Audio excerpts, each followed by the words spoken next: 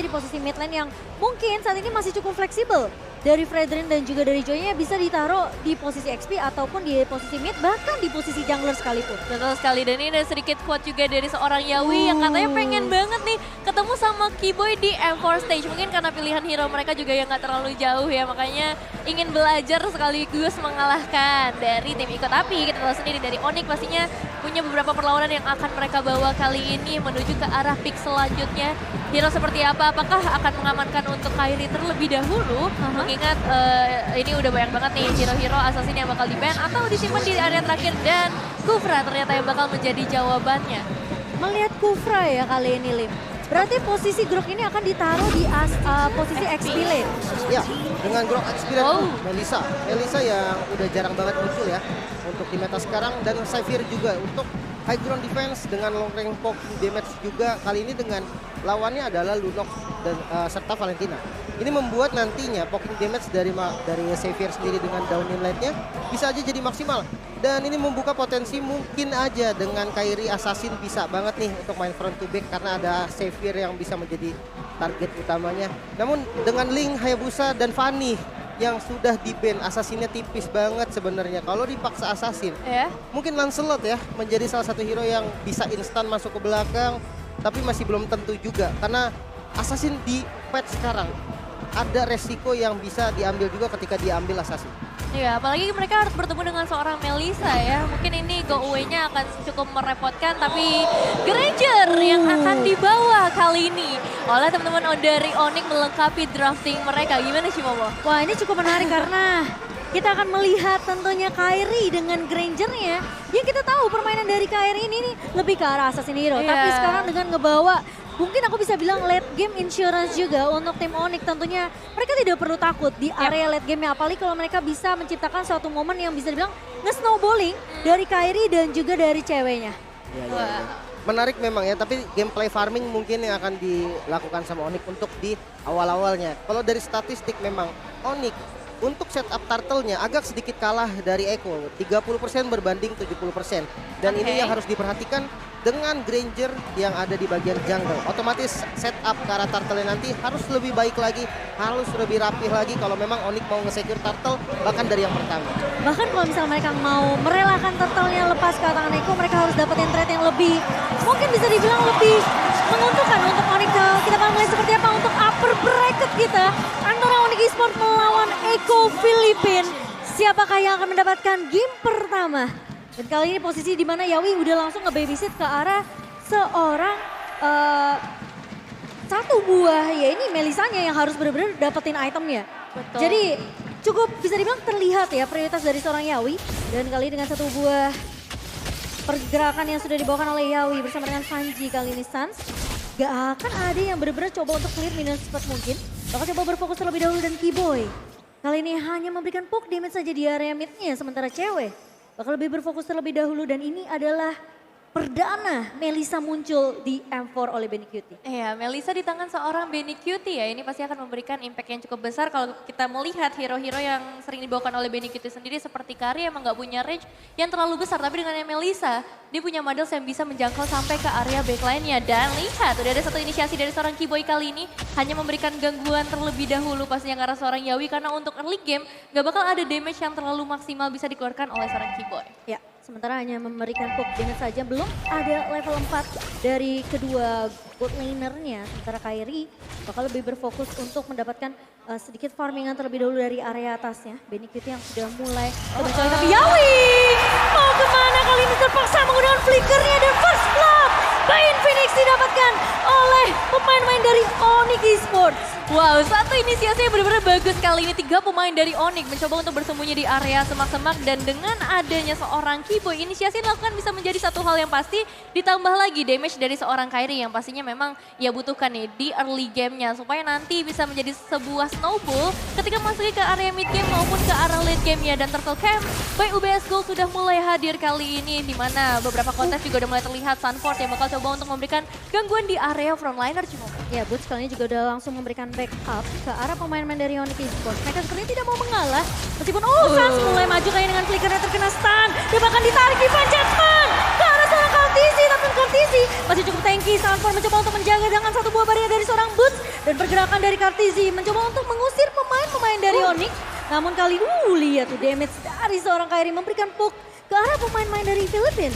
Iya, ini agak susah sih ya kalau kita ngomongin 1 versus 1 ke arah kedua jungler karena kita tahu Kartusi butuh range yang sangat amat pendek. Sedangkan dengan adanya Granger di tangan seorang Kairi, dia bisa banget nyicil sedari awal, Lim. Dan ini menjadi early game yang oke banget karena dapetin turtle ditambah nggak ada yang tumbang tadi. Ini menjadi bonus banget untuk Onyx. Sementara kalau dari itemnya ternyata Fury Hammer, item pertama yang diamankan oleh Granger yang digunakan oleh Kairi. Ini untuk ngeboosting penetrasinya lagi. Sementara kalau kita lihat dari cewek mengarah langsung ke arah Clock of Destiny untuk sustain di arah gold play. Dan kali ini dengan pergerakan yang mungkin bisa dibilang dari Onyx, mereka udah mulai nih perlahan tapi pasti coba untuk menyetir permainan ini ke arah pemain-pemain dari Echo dengan coba melakukan zoning ke area map controlnya aja. Mereka nggak akan membiarkan pemain-pemain dari Echo ini bisa mungkin masuk ke area rerumputannya karena Keyboy mereka akan melakukan sedikit pergerakan yang tidak terlihat dengan adanya mungkin inisiasi kejutan yang bisa dibawakan oleh Tyrant Defense ya. Betul, jadi dari Onyx sendiri bakal coba untuk memberikan kejutan terlebih dahulu sebelum nantinya dikejutin oleh seorang Yawi dan terbukti dengan adanya seorang Keyboy yang langsung jump in melihat pergerakan dari Karlsey yang sedang berjalan-jalan pastinya tapi nggak akan diinisiasi lebih lanjut karena terlalu berbahaya. Terlalu beresiko dengan informasi yang udah mereka amankan juga di area top lane dengan 2 pemain dari tim Echo. Bermain dengan lebih berhati-hati kali ini dari Onyx dan bahkan Echo pun gak memberikan sedikit perlawanan yang cukup agresif ya. Mungkin mereka lebih memfokus gimana dari Yawinya sekarang yang masih nge-babysit ke arah seorang Benny Cutie. Tapi Downing Light dibuka, cewek sudah mulai dipoke juga oleh pemain-pemain dari Echo Filipina dan Keyboy. Akan memberikan backup yang dimana kalau inisiasi dibuka oleh Echo. Ini tentunya dengan Tyrant Defense dan juga Tyrant Defense, Keyboy masih bisa untuk melindungi seorang cewek di bagian atas. Ya, tercamp by UBS Gold kembali lagi terlihat dan kali ini nih udah ada setup pastinya dari teman Onyx satu biaran dipasang di depan sana tapi Yawi mencoba untuk menarik dengan device giant cumannya efek tahun terasa tapi di sisi lain Karlsey berhasil mendapatkan turtle-nya terselesai by UBS Gold. Belum ada inisiasi lanjutan tapi ada satu pemain yang tertangkap di bagian belakang. Keyboy masih bisa melarikan dirinya dengan bouncing ball. Satu turtle di bawah satu tapi Divine Judgment dari seorang Sans kali ini mencari ke arah seorang Kartizi. Keyboy-nya mati dengan Tyrant Rage. Dan Kartizi tumbang di tangan seorang Kairi. Mengusir pemain-pemain dari Echo jangan sampai menyentuh jungle dari seorang Kairi. Wow, ini timing yang benar-benar pas banget dari seorang Sans. Pemilihan ultimate IMU-nya menuju ke arah Divine Judgment ternyata berbuah manis dengan trapping yang ia lakukan dan memang pergerakan yang cukup berbahaya dari Karlsey, Lim Kocho. Ya, dan kalau untuk dari item ya, ternyata dari Sun sendiri mengamankan Enchanted Talisman untuk menutup cooldown reduction yang dibutuhkan. Karena kita tahu Valentine bisa nge-trigger Terrify-nya ketika memang dari skill-nya itu dikombinasikan dengan cooldown yang tepat. Dan Hunter Strike udah jadi, damage dari Granger-nya udah harus diperhitungkan. Cap cip cup lalang kuncup Keyboy mau nancap ke arah mana? Sepertinya tidak akan terlalu overextend juga dari seorang Keyboy. Sementara di area atasnya ini bisa dibilang ceweknya disiplin banget. Dia benar-benar coba untuk ngecicil-cicil aja, dapetin turret objektif terlebih dahulu dari Onyx sendiri. Mereka nggak mau terlalu yang sebenarnya dari Keyboy kalau mau curi ke arah seorang Yawi bisa aja. Tapi dia tahu dia bisa ditarik balik dengan Divine Judgment karena posisi dari Benny Kitty tentunya siap di sana. Tapi Sanford akan melakukan pemotongan duniawi terlebih dahulu di area atasnya. Sementara dari area river kali ini sudah mulai dipenuhi oleh kedua tim. Sementara Yawi ini dengan adanya satu buah flicker yang harusnya tersedia dari seorang Yawi. Kemungkinan inisiasi kejutan bisa dibawakan oleh Echo Filipina namun ternyata tidak terlalu mengambil resiko juga dari Yawi sendiri. Karena posisi Terrified yang tadi mungkin dari Lim udah bilang, Sans ini udah punya satu buah Enchanted Talisman. Betul. Jadi tentunya untuk cooldown reduction-nya akan lebih sedikit singkat dari Sans. Sehingga mungkin efek Terrified dan IMU apalagi kalau bisa nge-copy, tarik balik Divine Judgment-nya ini bakal bahaya untuk Echo Filipina. Dan ini sebenarnya siapapun yang bisa menguasai ke area semak-semak, dialah yang bakal mendapatkan keuntungan sebanyak-banyaknya dengan 2 hero surprise yang dibawa oleh masing-masing tim. Dan untuk saat ini turtle-nya udah mulai dicicil sedikit demi sedikit, bahkan dari seorang Kairi udah mulai terlihat juga dan Yawi mencoba untuk menarik satu pemain di bagian belakang tapi Karlsey yang berhasil mendapatkan ke arah turtle-nya. Terselesai by UBS Gold tapi masih ada seorang Sans yang terjebak di bagian tengahnya. Sans harus hilang di tengah para pemain dari tim Echo dan bahkan satu dari lainnya juga berhasil memberikan damage tapi masih ada Brilliance Order dari seorang cewek. Benny Cutie masih mau lebih kali ini, Magdal coba di pop up gitu saja memberikan poke damage ke arah Boots. Dan Echo berhasil mendapatkan turtle objektifnya sama menculik ke arah Sans kali ini secara bersamaan. Tapi Echo Filipina mereka memberikan sedikit pressure di area mid-nya. berfokus terlebih dahulu untuk mendapatkan turret objektif, namun masih bisa dihadang oleh pemain dari Onyx Esports dan Kaltizi. Bahkan mendapatkan laning di area atasnya tanpa bisa dikontes karena posisi dari Boots sedang mengcover di area mid tadi. Ya cukup berbahaya sih ya, udah mulai terlihat dari Eko kali ini mereka udah mulai ngebaca permainannya nampaknya. Mencoba untuk memberikan satu counter ketika adanya satu inisiasi surprise yang bisa diberikan. Dan kalau kita lihat dari item juga, sementara teman-teman Onyx full movement speed ya, hampir semua kecuali Kiboy. Dan tenacity yang dipilih oleh Kiboy menurut gue juga ini sangat-sangat penting karena dia salah satu sosok yang harus ada di depan. Boots nggak bisa terlalu kuat di depan. Oke, tapi Sans udah air MU ke arah seorang Yawi, satu buah Divine Judgment yang bisa mengubah arah pertandingan untuk pemain-pemain dari Onyx. Ini penting banget dari Sans sendiri. Tapi siapa yang mau diculik di area gada depannya? Kaltizi sudah mulai menjaga, sementara Kiboy masuk. Tapi ternyata terkena surprise Divine Judgment menarik ke arah Yawi. Kiboy tumbang.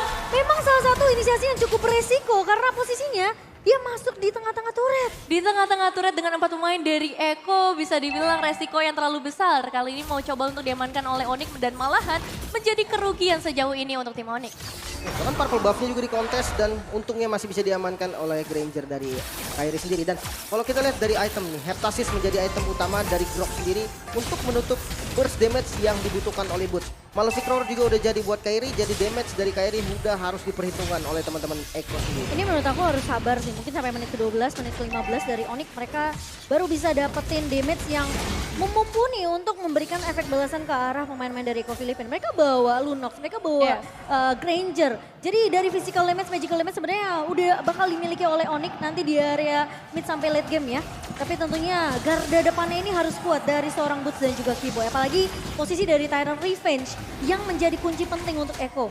Ya ini player Untuk yang Onyx, sorry. benar-benar akan diharapkan yaitu Kiboy yang bakal menciptakan momentumnya. Tapi kali ini dengan Lord yang udah mulai dicicil kita akan melihat bagaimana dari Eko memberikan perlawanan di Jinomo.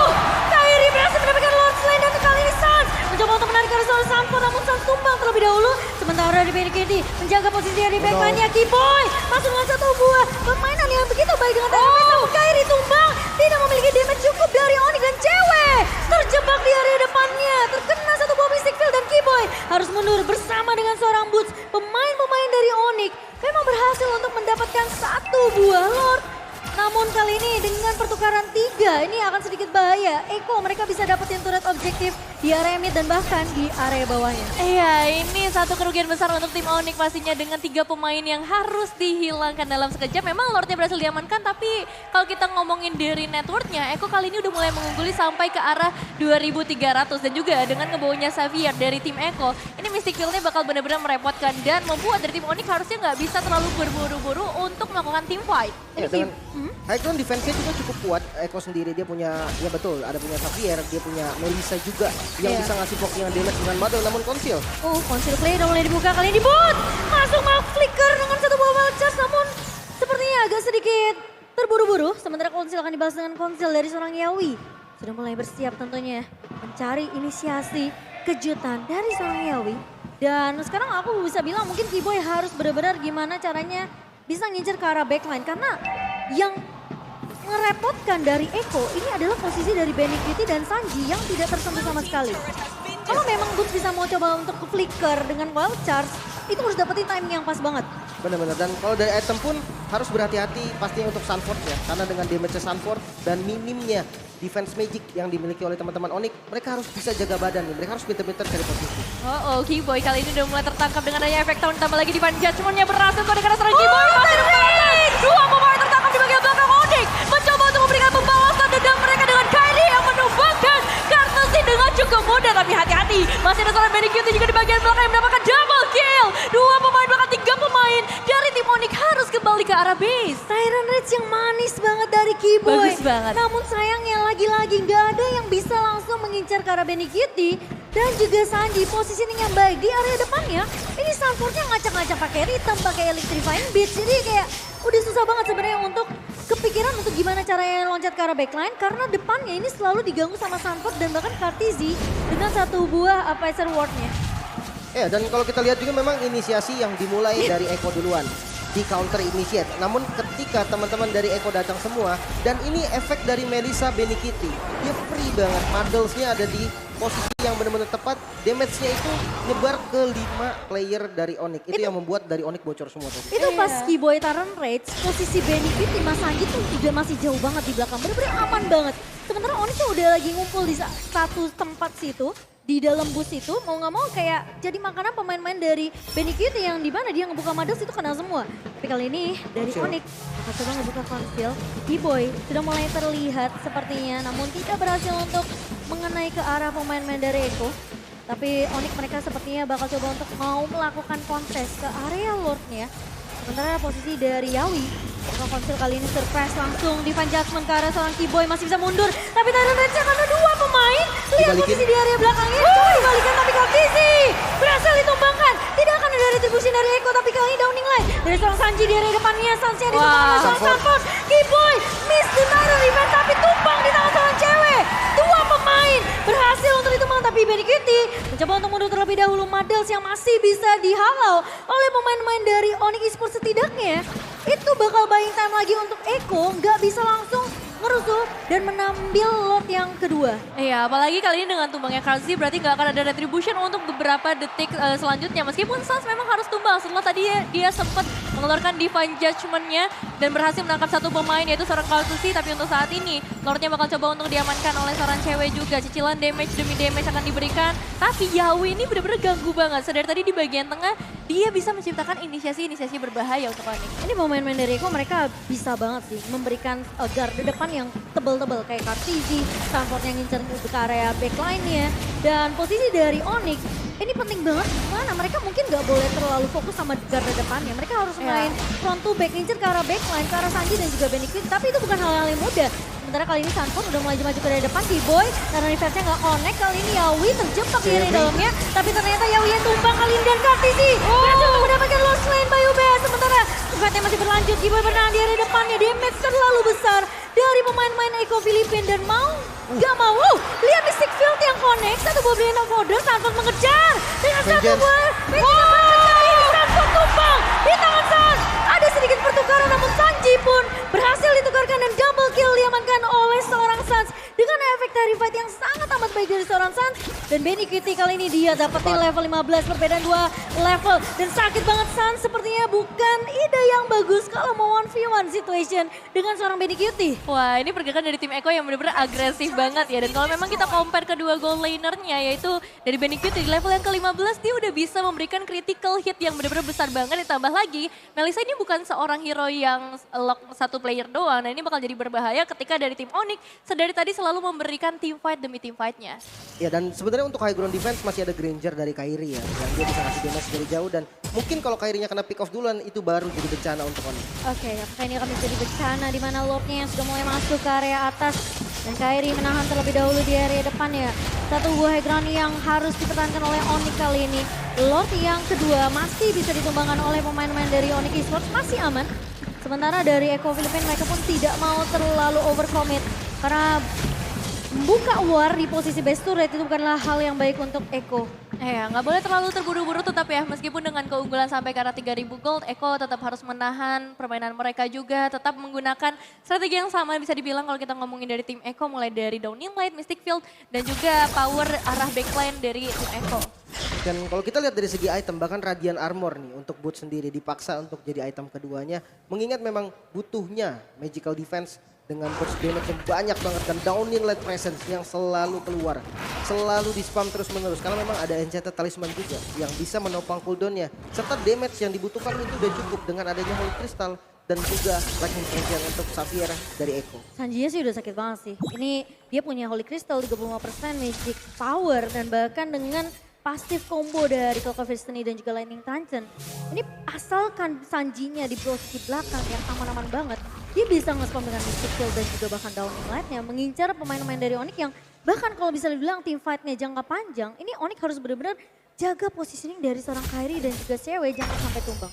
Nah ya, benar-benar mereka harus menjaga backline mereka juga pastinya karena dari Echo sendiri mereka cukup mudah untuk bisa masuk ke arah backline dengan flanking yang selalu dilakukan oleh Yawi juga. Jadi baik lagi ya, semak-semak yang ada di seluruh lane of down ini harus bisa dimaksimalkan oleh kedua tim. Immortal, 1 Immortal di tangan Yawi, sementara pemain-pemain dari Onyx mereka harus udah mulai mungkin ya setelah item defense dari Athena Put atau juga dari Nato yang diamankan oleh Onyx, mereka harus langsung go ke arah Immortality karena Lord Kemba UBS kali ini sudah mulai muncul di menit yang ke-17 dan ngebuka map terlebih dahulu dari Sanji dengan satu buah Downing Light dan Easy sudah mulai melakukan inisiasi kali ini perlahan tapi pasti. Dan apakah konsol play akan dibuka oleh Onyx, sudah mulai dibuka kali ini. Dari Onyx bakal mencari ke arah siapa? Tidak menemukan siapapun di area rumputan atas. Tapi kalau T-Boy sampai salah masuk ke area rumputan ini bakal bahaya banget dan isu sakit banget damage-nya. Dan Sanford sudah mulai menzoning pemain-pemain dari Onyx yang sepertinya dari Lord Lane yang akan diamankan oleh Eko tanpa ada kontes yang menurut aku juga Onyx mereka gak boleh terlalu overcommit melakukan kontes. Iya, nggak bisa juga ketika apalagi kita ngelihat Downing Light-nya langsung menyicil 3-4 pemain dari Onyx. Kalau misalnya mereka kontes pasti para pemain dari Onyx yang akan hilang di momen tersebut. Masalah immortality-nya sekarang Eko mereka udah punya Kartizi dan juga Yawi. Jadi kalau team fight-nya sampai amit-amit gagal, mereka masih punya setidaknya jaminan kedua. Sementara di sisi lain Onyx baru di tangan T-Boy saja. Dan kali ini berarti dari Onyx benar-benar harus ngejaga memberikan defensif penuh mereka karena Lord berikutnya di menit-menit seperti ini akan memberikan damage yang cukup besar dan akan langsung masuk sebentar lagi. 5 pemain dari Eko yang masih cukup disiplin juga menunggu wave yang selanjutnya. Kali ini ditarik ke arah seorang Boots-nya. Namun Boots masih cukup tanky dan Lord tentunya akan menjadi prioritas terlebih dahulu, namun Sanford sudah mulai masuk dengan ritmenya kali ini namun tidak akan terlalu gegabah dari pemain-pemain Eko Filipina. Perbedaan network 5.200 di menit ke-18. Seharusnya ini kalau misalnya bisa di-drag sama Onyx sampai mereka mungkin bisa melakukan metode pick off dengan adanya satu buah Titan Revenge dari Keyboy. Ini mungkin akan lebih bagus untuk dia. Mungkin yang pasti satu sih dengan damage dari Sanford yang udah mulai bisa ketahan nih. Dengan sudah adanya Athena Shield dari tanknya dan Conceal sekarang. Conceal dibuka, Keyboy sudah mulai terlihat. Tapi kali ini Titan Revenge yang mengarah ke arah seorang Kartizi. Yawi di area belakangnya mencoba untuk menang tapi Sanford maju terlalu depan kali ini Mortality pecah dan tumbang di tangan seorang Kairi dengan Nation atas. Sementara Kartizi bakal 1v1 dengan seorang Boots tapi Keyboy terjebak di area depannya masih punya flicker untuk mundur bouncing ball. Namun terkena down dari seorang Keyboy sehingga berlawan 1-1 tapi sisi lain Yawi bakal coba dikejar cewek. Itu Dinan sesal namun harus ditukarkan dengan pertukaran yang dimana Benny Kitty berhasil untuk menumbangkan cewek. Pertukaran 2 untuk 2 sementara ini. Iya, pertukaran yang benar-benar menyakitkan bisa dibilang kali ini karena tadi udah momen yang bagus banget ketika dari seorang Kairi dan juga cewek menunggu di area semak-semak untuk memberikan surprising ke arah seorang Yawi dan untuk saat ini Eko semakin menambah kekayaan mereka menuju ke arah 5.000 gold menjadi bahaya besar buat teman-teman dari Onyx yang bahkan kali ini hanya menyisakan 1 base trade saja. Ya, dan dari Onyx sendiri udah mendapatkan kunci nih untuk pertandingan kali ini karena mereka sudah tahu Divine Judgment yang dicuri, target yang paling sempurna adalah Sanford. Ketika Sanfordnya ditumbangkan, gak ada distraction lagi yang bakal ngedive ke arah belakang sehingga cewek ataupun Kairi bisa ngasih damage dengan sangat maksimal. Sementara kalau dari segi item bisa kita lihat bahkan Athena Shield untuk Kairi nih demi respect terhadap magical damage yang dihasilkan oleh Eko. Mengingat Xavier juga kan cooldownnya cepet banget nih dari Downing Light. Dia mau gak mau harus pakai Athena Shield. Sementara kalau dari cewek, source magical damage dari Onyx sendiri full ke arah damage-nya. Sudah ada penetrasi dari Divine Glaive juga. So siapapun dari teman-teman Eko ini bisa ditumbangkan selama ceweknya pergi. Sans punya Winter, Keyboy punya Immortality, dan sekarang Boots kayaknya bakal lebih berfokus untuk entah ke Immortality atau mungkin dia lebih mengarah ke arah Magic Defense. Karena dari Onyx ini mereka nggak boleh yang team fight bener-bener ramai karena bisa kena Mystic Field, bisa di Downing Light, bisa di combo dengan Benny Kitty juga. Sementara dengan Lord yang sudah mulai dipok oleh pemain dari Eko kali ini. Sudah terlihat juga dari Onyx. Mereka bakal coba berfokus untuk setidaknya melakukan bait terlebih dahulu. Sanford yang mudah untuk di pick off sebenarnya karena posisi dari Sanford bakal mengacak-acak. Tapi Yawi menarik dengan satu body adjustment boostnya. Menurut ke area backline, wild charge dan balik ke area belakangnya Sansnya. Mencoba untuk menahan, cewek bakal 1v1 dengan seorang Yawi dan Benny Kitty. Tapi cewek tumbang kali ini. Dia tahu seorang Yawi. Keyboy terpaksa mundur dengan flickernya tapi di sisi lain Kairi bakal coba diincar oleh seorang Kartizi. Oh terkena down Tyrant Rage Connect namun tidak ada follow up dan Keyboy pun harus tumbang. 2 pemain dari Onyx hilang di tangan pemain-pemain dari Eko Filipina dan sepertinya Lordnya dengan pasrah harus kita serahkan kepada teman-teman dari Filipina. Nah ya, ini bakal jadi free Lord buat teman-teman dari Eko Philippines karena memang beberapa perlawanan yang mereka baru saja berikan itu benar-benar bagus banget juga. Gimana caranya mereka bisa menangkap seorang Wood dan bisa memberikan follow up damage dan positioning dari seorang Benny Cutie yang benar-benar mengerikan kali ini. Lord Slain by UBS Gold untuk Echo Philippines. Oke, kali ini defense dari Onyx. Ada tyrant defense yang bisa nanti kalau seandainya dapetin target yang maksimal, bisa di follow pastinya dengan cewek yang barusan kita lihat, double ultimate. Darkening bersama dengan Order Brilliant yang bisa langsung menumbangkan Sanji. Ini menjadi satu poin penting yang harus dicatat oleh Echo. Karena seandainya nanti inisiasi dari Yawi itu gagal, counter attack itu sangat-sangat mungkin dilakukan oleh Onyx sendiri. Namun kita berfokus terhadap Lord yang mengarah ke bagian top lane. Lord bisa saja langsung ditumbangkan oleh Onyx dengan catatan ceweknya bisa free hit.